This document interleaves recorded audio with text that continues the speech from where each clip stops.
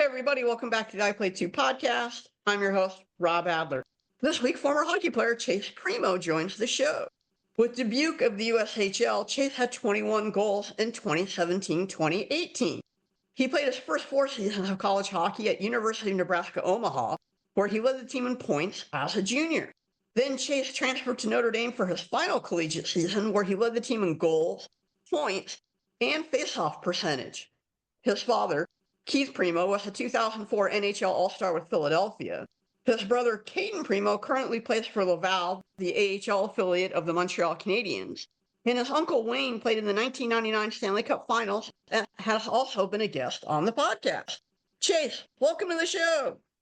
Thanks for having me. Great that we could finally get a time to work out. No problem, man. How you doing today? Good, can't complain. Just waiting for the weather here to turn so I can play some golf in South Jersey, where I'm located. How did your love of golf start? I'm the only one in my family that golfs. I met my fiance at Nebraska-Omaha. She was on the soccer team, and her family's big into golf. So I coined them the reason I got into it. I'll ask you, between you and your fiance, who's the better golfer? She doesn't golf much, but all her brothers and her dad do. So I'm going to have to go with me. You mentioned you're from South Jersey. Your dad played in Philly.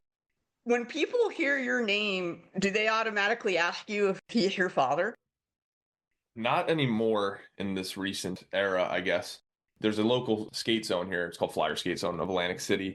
And they asked my dad to do pre-tryout camps for the AC Sharks. And he asked me and one of our other buddies to go out and help him just move pucks. And we get out there the first day, and he calls all the little kids in. They're like 10 to 13. And he goes, "Do you know who I am?" And everybody goes, "Nope." And then he explained who he was, and then all the kids were like, "Whoa." But my dad was saying he probably thinks the parents are more excited that he's out there than the kids. For you, being that you're a big guy and also left-handed, how hard was it for you to kind of come up with your own hockey identity rather than always being compared to your dad? Growing up playing here in South Jersey, I got a lot of crap from other kids. They knew who he was, obviously, because he just had gotten done. I'm sure their parents knew, told the kid, whatever, "You're playing Keith Primeau's kid today," or something. So when I was younger, it was kind of tough. But as I got older and I got to the USHL, nobody really knew who he was at the time because you're playing with a lot of Midwest kids, and I don't think they're watching the Philadelphia Flyers. I got a lot of stuff when I was younger, and then as I got older, less chirping. And then as far as identity, he was a little more gritty than I was. Was hockey something that you just gravitated to because of your dad, or did you play other sports growing up? My very first picture, actually my very first step of me walking in general, I had a hockey stick in my hand. The story goes, I guess my dad never forced it on us, me and my brothers, but the second we said we wanted to do it, he was all over it. So that's how we got into that. And then I also played soccer growing up. And actually, I think looking back, I was probably better at soccer than I was at hockey. But then in I think it was 6th or 7th grade, my dad told me and my brothers, he goes, "All right, you got to pick hockey or soccer. You got to focus on one thing."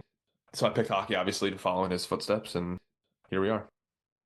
In terms of playing soccer as a youth, was there anything that helped you in your hockey career? Oh, definitely being conditioned. Honestly, thank that for my conditioning at those younger ages, and then help kind of distilling that work ethic of how you need to be in shape to play at high levels of competition, not just hockey. Your brother's a goalie, Cayden, with Laval. How competitive were the two of you? Because you guys are pretty close in age. He's trying to stop you, you're trying to score. How did that all play out growing up? So we always play mini hockey, and we'd always play roller ball hockey in the garage and in the driveway. And he always said to me, "You hate losing more than you love winning." So we were super competitive. We always used to get in fights. But whenever we would play ball hockey in the driveway, I would be the one in net and he'd be the shooter. It's funny how that works. So how did that role reversal happen? I don't really know, but I still think I'm the best goalie in the family.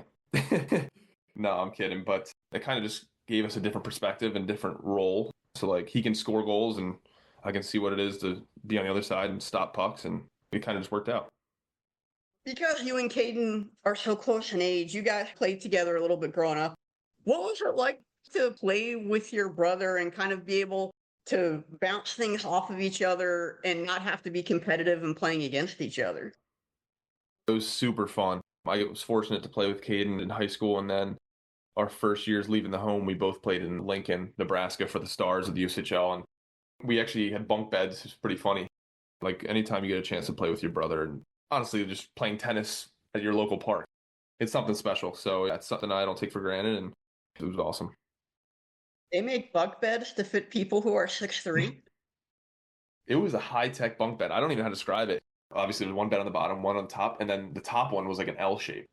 And then underneath the second bed up top was like a desk. And I slept on the top bunk and I let him get the bottom. I don't think I've ever seen one of those. Yeah, you can look it up. They're pretty legit. They're pretty cool. How did you and your brother both end up going to Lincoln? There's two drafts for the USHL. There's one called the Phase 1. It's the Futures Draft. So first year eligible kids, they draft basically for future. So you get drafted, I think, as like a 16-year-old. It's equivalent to like the OHL draft. And then there's a Phase 2 draft where a bunch of the older guys, usually out of high school, 18, 19, even 20-year-olds, get drafted. But my first year out of high school, me and Cayden still played on a local team here, Philadelphia Revolution in Philly. And at Christmas, I got called up to go play for Lincoln. So I got a couple games and then they sent me back. I guess they must have just saw me and asked me to come up for a couple games. And then that summer, Cayden got drafted in the Phase 1 draft to Lincoln. And then the next day, I got drafted to Lincoln Phase 2 draft. So then we both went to main camp, ended up making it, and we were both there for the year. What was it like being away from home for the first time? I know travel stuff and things like that, but this was kind of the first time you and I assume your brother were on your own. It was super tough being away from home. I got super homesick, especially the first half of the year. And I kind of feel bad because we had a third roommate I was super close with. His name was Henry Bowlby. He's from Minnesota. And so me and him were always off doing something. And Cayden was still taking high school classes. So he was always kind of by himself. And I was homesick. So I can only imagine what he was feeling. So it was hard. I would have never quit, obviously. But there was times where I was like, I want to go home. You mentioned Henry Bowlby. He was a Harvard guy. I remember him. Yep, Harvard kid. Yep, he was originally committed to St. Lawrence, and then the coach left. I can't remember his name. He's at UMass Amherst right now. Carval, I think. He left St. Lawrence, and then the school respected his decommitment, and then he ended up committing to Harvard. Yeah, that's a place that they wouldn't let me in. I'm not smart enough. Henry was a super bright kid. In Lincoln, was there a culture shock for you coming from South Jersey, Philly area, going to the Midwest? Not as much as I thought, to be honest.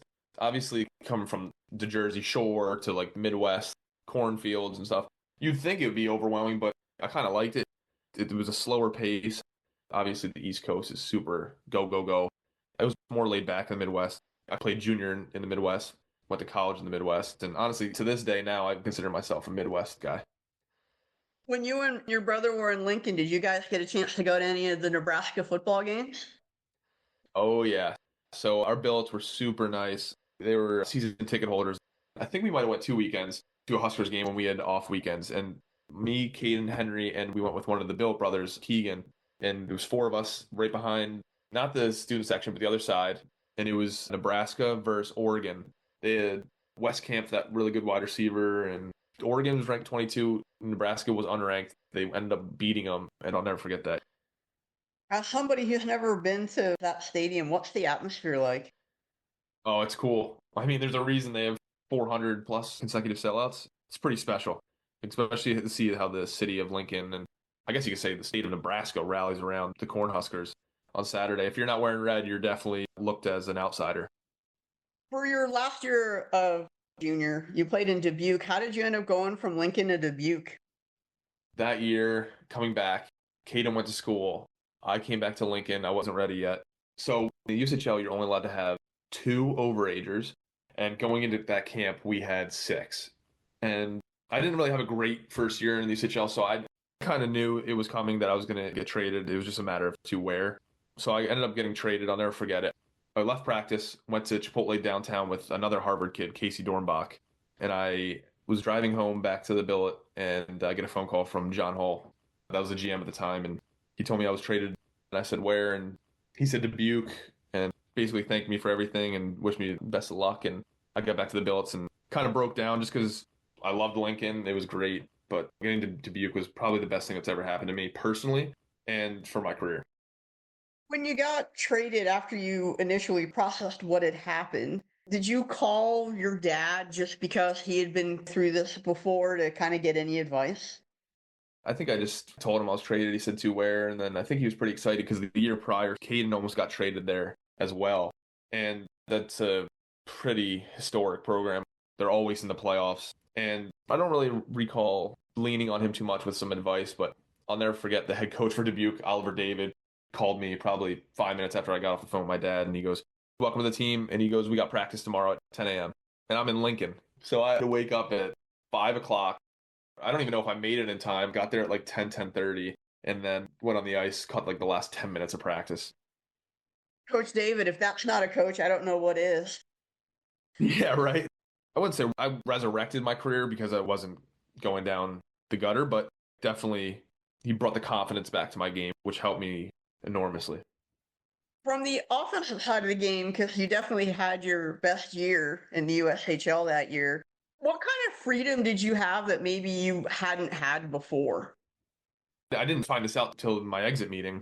When they traded for me to be a fourth line guy because their rival at the time was Green Bay Gamblers, and they had a big forward, and I don't know where he is now. He signed a pro contract, Josh Dunn, big tall centerman, but they brought me in to kind of shut him down. And so I don't think they had any expectations for me. So they kind of just let me play and then got off to a really great start and then kind of just went on from there. And I think that's what kind of gave me the confidence.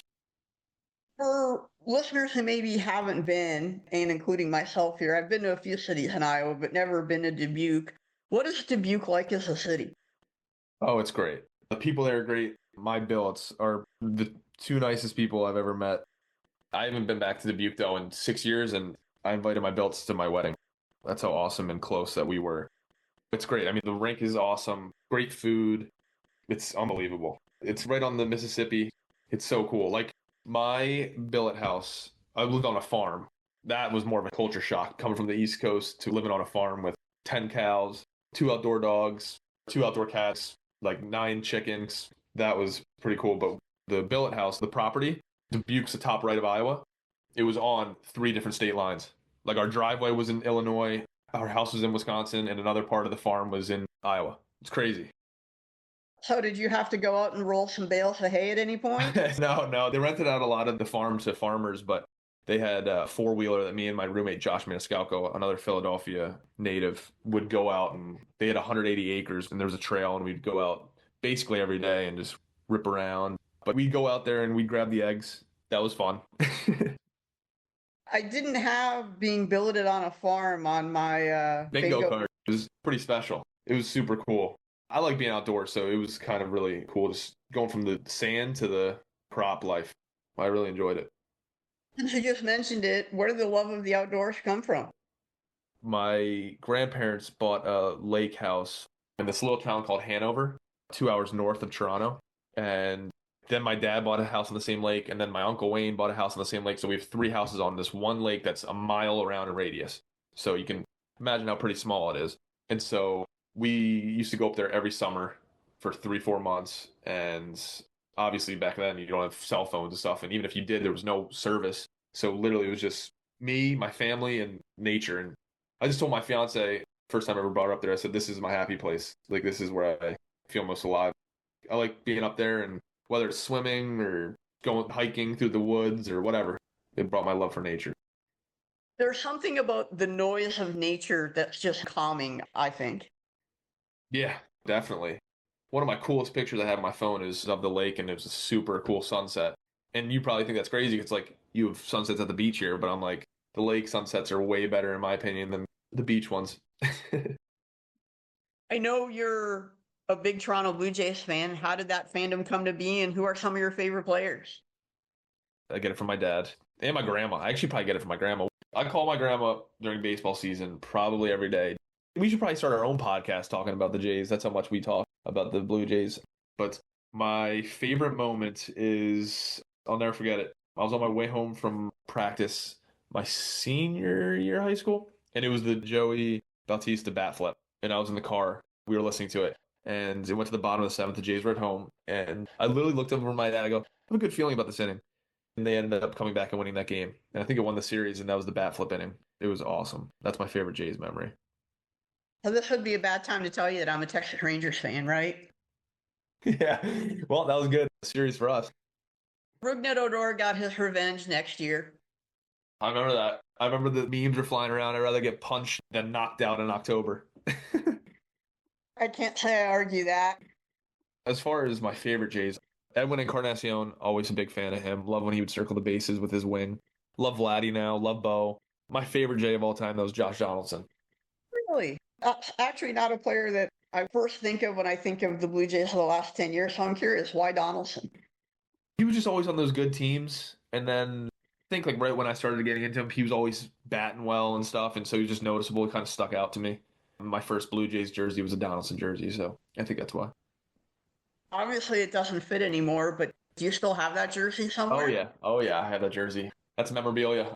And my mom actually for Christmas got me the George Springer hockey jersey, Blue Jays jersey. So it's a Blue Jays hockey jersey. It's really cool. It's George Springer. That is very cool. Lying around in my collection, I have a guy named Corey Snyder who only spent 1 year with the Jays, but I have a broken bat of his. Oh, that's cool. Getting back to your career here, everybody has a different experience with the recruiting process. What was the recruiting process like for you, and how did you end up at University of Nebraska-Omaha? So it's kind of a long story. Cayden obviously committed super young. He was committed all through high school. I was a little bit different. I committed actually on my graduation day of senior year. My senior year, our club team was like untraditional. We were a 19U team, usually either 16U, 18U. We were 19U. We weren't in a league. We kind of just traveled around in tournaments. We went up to Buffalo one weekend, played the Junior Sabres, and Coach Dave Smith with Canisius was there. And he talked to me after the game, and we kind of kept a good rapport. We had good conversations. And then I went home for probably like 2-3 weeks. I think he kept an eye on me, like stats wise.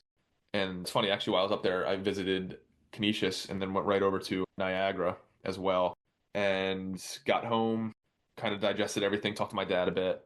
So I ended up committing to Canisius. Then I went to the USHL. And so my debut year, we had a PR guy there who's kind of in my ear saying that I was having a good year and he didn't know why I was going to Canisius. And I was trying to stay loyal to Canisius. I really liked Coach Smith. And then Coach Smith left to take a job at RPI. And he never reached out to me, not telling me that he's leaving or never, hey, still want you. Like, you mind giving RPI a chance and nothing. And so I ended up decommitting from Canisius and then got a text the same day from Peter Menino from UNO and kind of talked to him, got really close. And then I ended up at UNO. How did your relationship with Peter Menino, I guess, initially develop, and what made you feel confident enough to go to UNO? So once I decommitted from Canisius, I had a couple schools reach out. Obviously, I'm a 20-year-old, so it was like middle November. A lot of the scholarships for the upcoming year are gone, so took a gamble on myself. Because I remember when I told my dad that I was going to decommit, he was like, just be careful. You're going to school next year, and it's November. You don't know what schools are going to be available. And I was like, it's fine, it's fine. So they reached out, got super close with him. He texted me basically every day. And then I think they had Nodak at home in December. And he FaceTimed me from the locker room after they won. And I was like, this is really cool. Kind of like seeing what's going on there and all that. And then I went out on visit, and their facilities are second to none. Unbelievable. Their building's like 8,000 and cold tub, hot tub, everything you need, and kind of fell in love with it. And then literally came home. And then the next day I committed to UNO. Also, kind of a little bit of a life lesson where you say, I'm going to take a chance on myself, and you won. Yeah, definitely a good feeling when you're not sure what the next step is or if you're even going to get a chance and you bet on yourself and you come on the other side. It's a good feeling. Definitely a good life lesson. What was the adjustment process going from the USHL to college? Because obviously guys are more experienced. Some of them are 5 years older than you are at that point. How hard was it during that freshman year? It was super, super tough, obviously. I'm still a pretty slight guy, but at that point I was probably 6'3", 180, if that, going into my freshman year playing against guys that are 6'5", pro ready 220.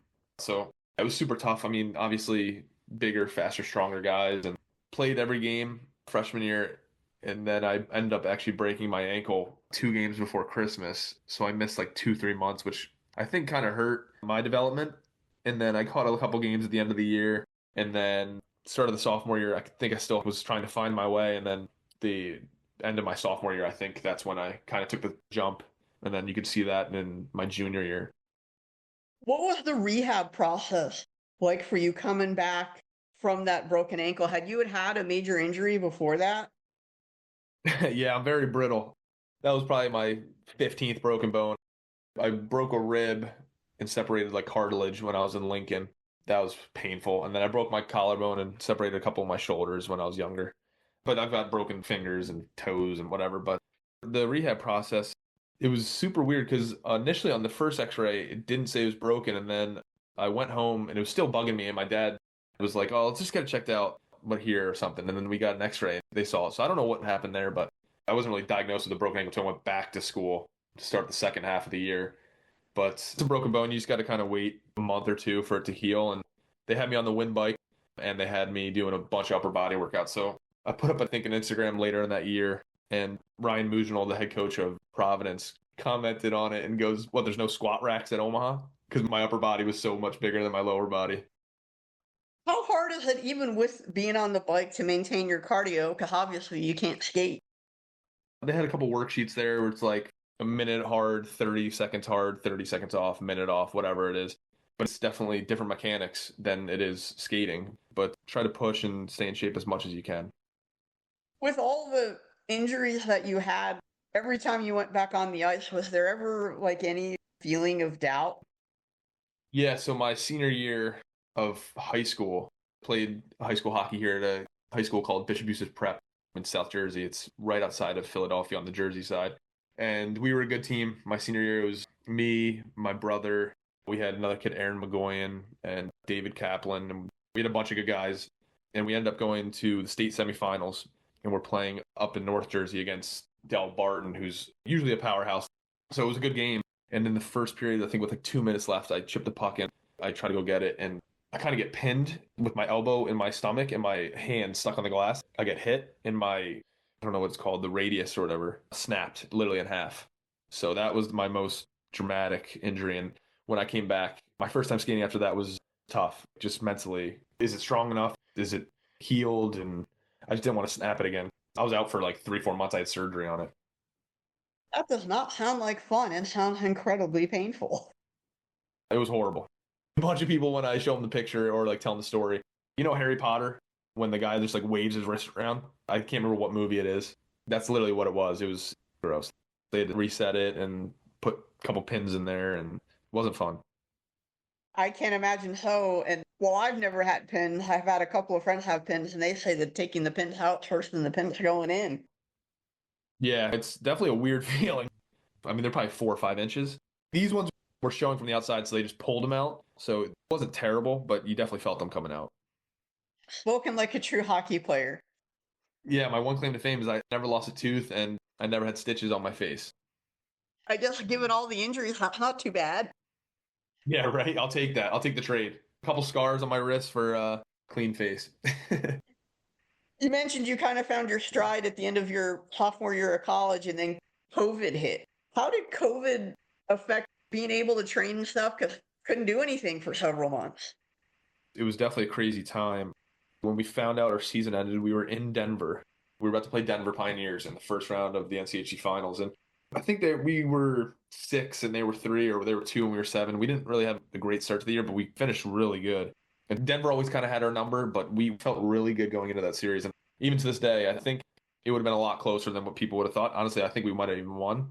But we got into Denver on a Thursday morning, and then you kind of heard the rumblings that night of the world is shutting down. Then we had a meeting the next morning, Friday morning, and Coach Mike Gabinet said, season's done. We got to go home. And it was pretty emotional, especially for the seniors that didn't really go out on their note.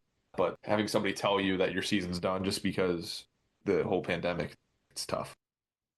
How did the team get back to Omaha, and were you able from there to get back home? We ended up busing back 15, 30 minutes after that meeting. It was like 8 hours, 10 hours back to Omaha. Wasn't terrible. And then we were there for a day or two, just still trying to figure out what was going on next. Because I think originally they said we were done for that weekend, but they were going to try to see if maybe next weekend. So we were there for another day or two, just waiting, and then they finally canceled the season.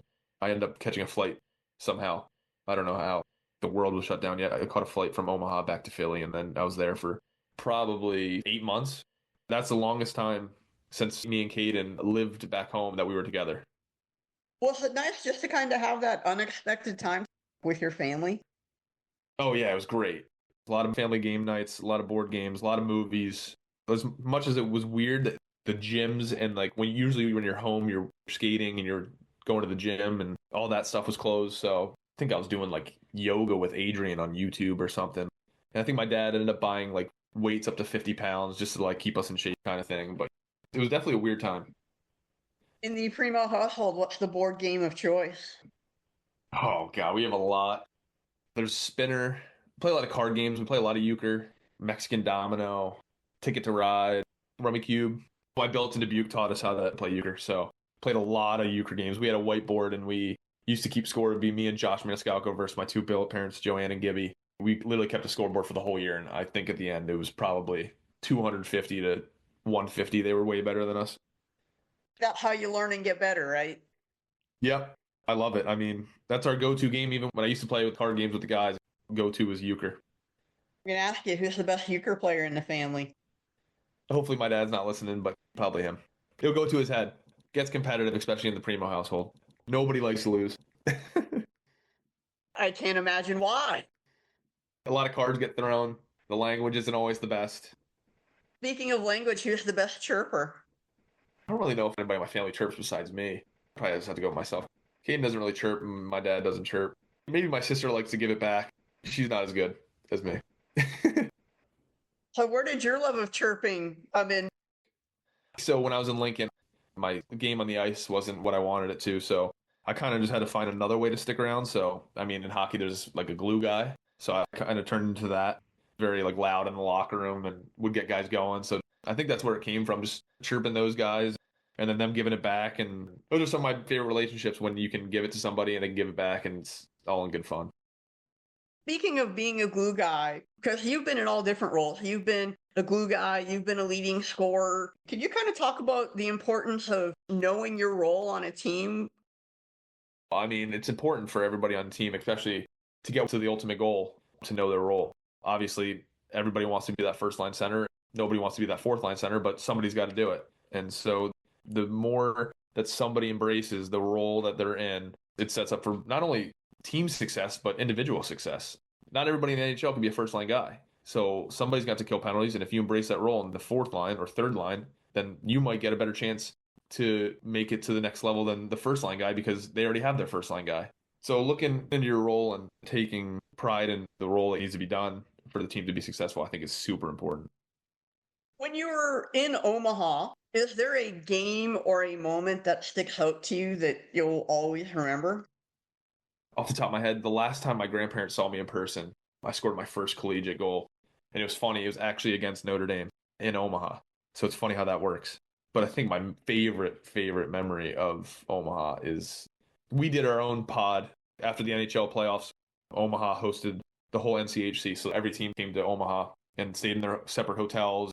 You had to get the COVID swab in your nose every day you checked into the rink and going back to the hotel and playing video games with the guys. And that was probably my most favorite memory. So for your last year of college, you ended up transferring to South Bend to play Notre Dame. How did you decide on going to Notre Dame? That was kind of when the transfer portal was just taking off with everybody getting in it. So I finished up my senior year.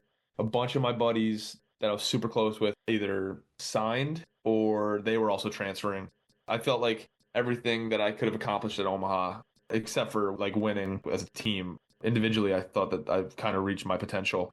So I wanted to branch out. And originally, when I told my dad I was going to enter the portal, I said I wanted to stay in the NCHC just because I knew the league, I was successful, and he was like, okay. And then I entered the portal, and it was overwhelming. I think 50 of the 60 schools reached out within the first 2-3 days.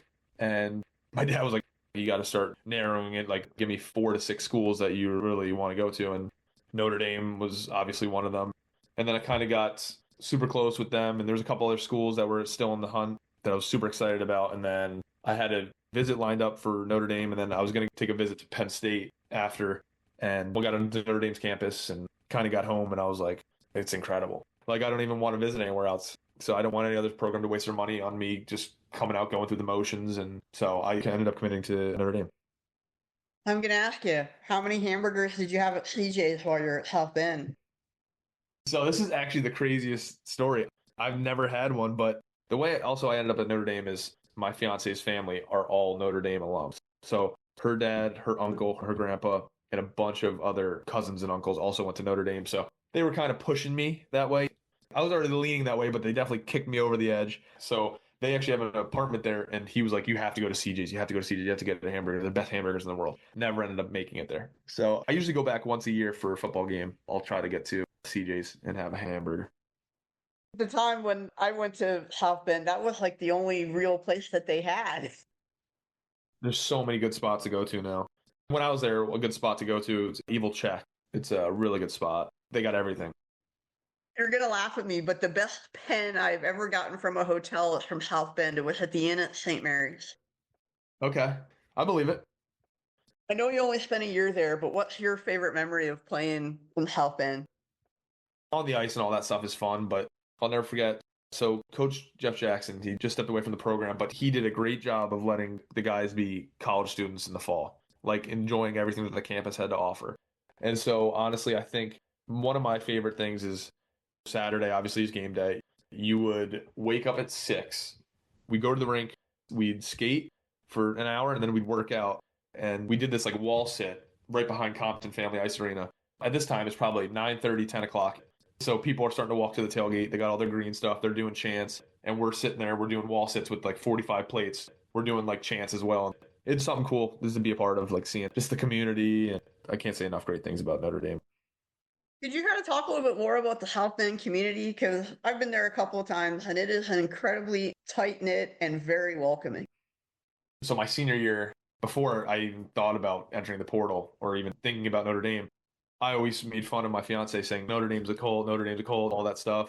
And then I ended up there, and it definitely is a cult. I love being a part of it on this side of it. It's super tight knit. I mean, at Omaha, we had every program like Notre Dame, but we didn't hang out with the baseball guys. We didn't hang out with the basketball guys. At Notre Dame, you hang out with everybody. You talk to everybody. I mean, everybody supports each other. Like, I went to every single sporting event when I was there. It's probably like that everywhere, but it's just that I got to experience it there. It was really cool. Well, the other thing too in South Bend, because it's such a small place, there's not a lot to do. So in a lot of ways, because I live in Texas, it reminded me of a small Texas town where everybody gets together for Friday night lights, is what they call it. South Bend kind of reminds me of that, where everybody gets together for whatever sporting event is going on. Literally, it's insane. And it's crazy. Like, the student population is 8,000 undergrad. On game day football weekends, there's probably 200,000 people around that campus. Just the love for Notre Dame and the community in South Bend just really rallies around that school, especially that football program. And it's really fun to be there. I walked in going, I'm never going to like South Bend. I'm never going to like Notre Dame. And I ended up leaving going, wow, these people are really nice. I remember when I was still getting recruited there, I called one of my Dubuque teammates who played there. He actually plays for the Leafs, Alex Steves. And I was just trying to get his 2 cents. And I talked to him for 35 minutes. We talked hockey for maybe 2. We talked about Notre Dame and the school for 30. He literally goes, listen, South Bend, Indiana isn't attractive, but there's a reason why I want to go back there every year. What's the South Bend snowstorm like? It wasn't a terrible winter when I was there, to be honest. I think it only snowed twice. But I guess it was such a good winter that they actually ended up preparing for the next winter. They ripped up a bunch of the parking lots and put, I'm pretty sure, heaters under them. So that way when it snows, it will melt the snow. I know you played pro briefly, but was there a bigger thought of playing pro, or was it just kind of a tryout to see if you liked it and go from there? A lot of teammates, and I think my family also, was shocked that I didn't pursue it a little bit more. I think just going from Omaha, where not that it's so laid back, but practices at noon, you can get a lift in before or after, you can literally do whatever like in the other hours throughout the day. So it's a lot of kind of doing what you want to do, which I loved. And then you get to Notre Dame and it's wake up at 6, get to the rink by 7 for 7 lift. Then you go right from lift, you got to shower, then you got to try to find food. And then I got class at 9, 9 to 1. 1, you got to try to find lunch after class, and then you got practice at 3:30, and then by the time you leave the rink, it's 6 because you're showering, you're stretching, you're prehabbing and rehabbing stuff, and then you got to go find dinner, and by that time it's 8, and then you got to go to bed and do it all again tomorrow. So I was super burnt out. I wouldn't want it any other way, though. It was awesome. This isn't a dig. This is not me coming at them. I loved it. But I was super burnt out. I wasn't just used to that grind. And so I think that's what kind of did it for me. So I told my parents in November, December that I thought I was done playing, and they laughed at me. So that's how I got to call it quits. Was there any thought at all about taking one more shot at maybe going to Europe if playing in the US wasn't an option? No, I never wanted to go to Europe. My dad tried to get me to go to Europe after my senior year. I actually brought the idea. I was like, hey, like I got another COVID year. Why don't I just go back to school? And then he loved it. And so that's how I ended up in the portal. He wanted me to go to Europe. I never really wanted to go. The main reason is, so like I said, I have my fiance and we were kind of doing long distance at Notre Dame, and that was kind of tough. I didn't want to, one, do long distance again for another year, and two, she had a secure job, and I didn't want her to like up her life just for me. So that was a big factor. I love the fact you had your priorities and you knew it was important to you. Yeah, yeah. So you've gotten into the finance side of things. What appealed to you about finance over, I guess, other sectors? I always had an interest and love for finance, and this kind of got brought upon me was I came home for summer and I had a lot of conversations with my dad just trying to figure out what was next. And honestly, I thought I was going to be a firefighter slash bartender, and I was perfectly okay with that. I was going to be the first firefighter with a Notre Dame master's. But we had our annual meetings with the financial professionals that my dad's used for the last 25, 30 years. And we kind of just telling him my story and what was next. Basically, we were saying he's looking for a job. They listened and they left. And then we had another meeting with Cayden when he came home for summer. And at that meeting, they asked me if I'd be interested in joining the firm. I fell in love with the idea. And so that's how I ended up at Maverick Partners Wealth Management. You said you thought you might be a firefighter. What intrigued you about firefighting? So one of my buddies at the time was a nurse, and I saw like the freedom he had with working 2 to 3 days a week, and then you can golf, and you're helping the community, and that kind of stuck out.